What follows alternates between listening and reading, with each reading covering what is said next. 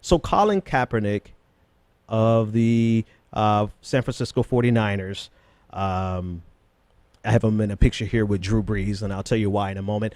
So Colin Kaepernick has created quite the firestorm on the national stage because he refused to stand for the national anthem.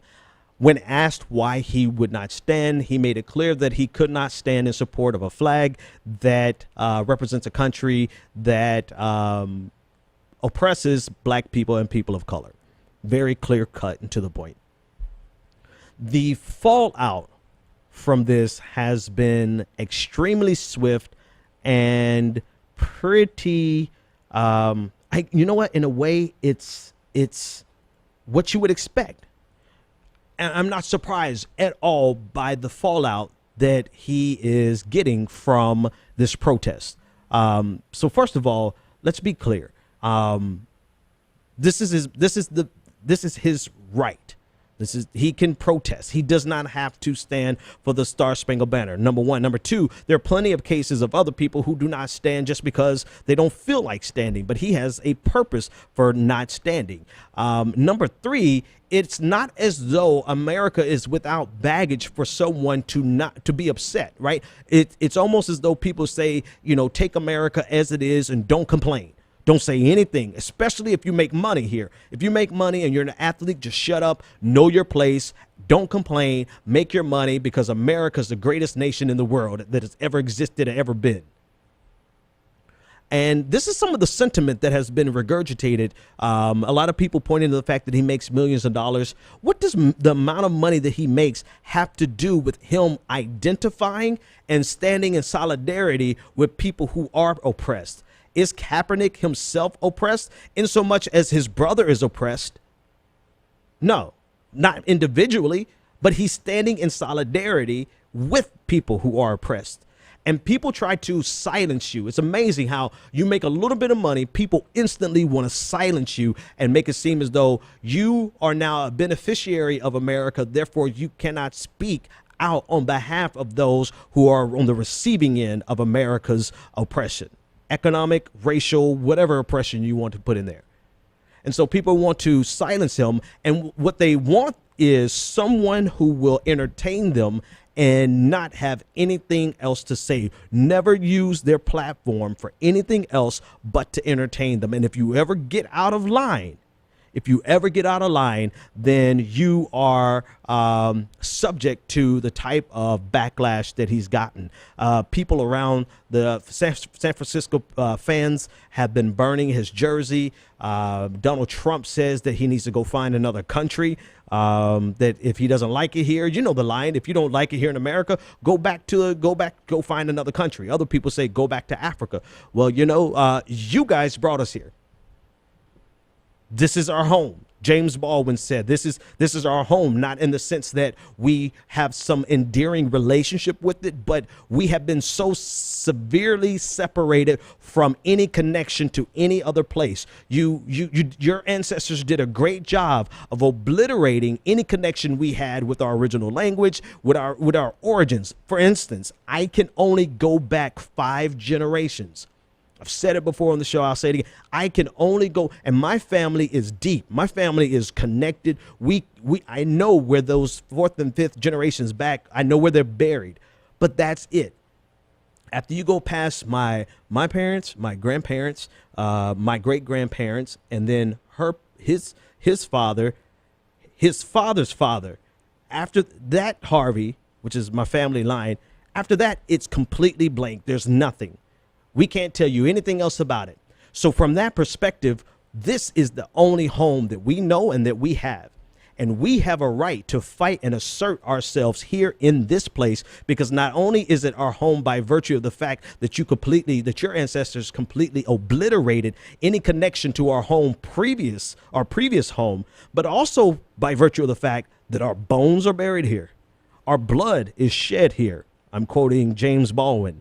that we literally built this country. So Donald Trump's assertion that we should just go back home is not only obscene but it's par for the course for somebody like Donald Trump. So no, we're not going anywhere else because we are home. And the problem that they're having is that we are stretching our legs and demanding that we be treated as equals and that we be treated as though this is our home and not as though we're guests.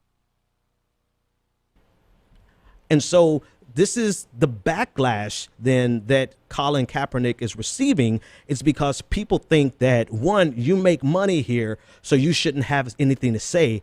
Two, if you don't like it, you should go back home. And then three, it's an issue of whether or not there really is oppression and a problem in America.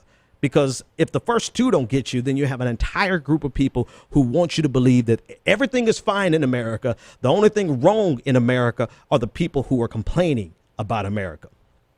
So I want to play a clip for you of this individual who a lot of people have been burning his jerseys, like I said.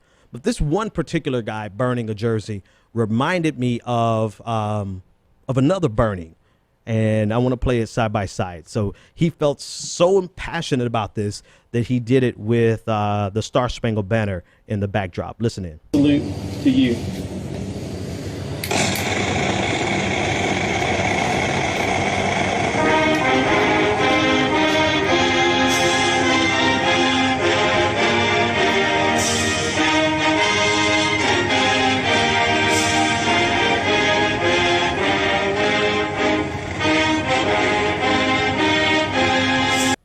All right.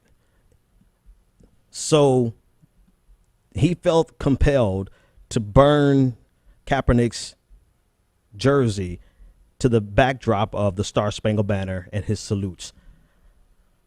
And while I normally do my best not to engage in hyperbole and exaggerations, the very first thing that honestly came to mind when I saw that was a Klan cross burning.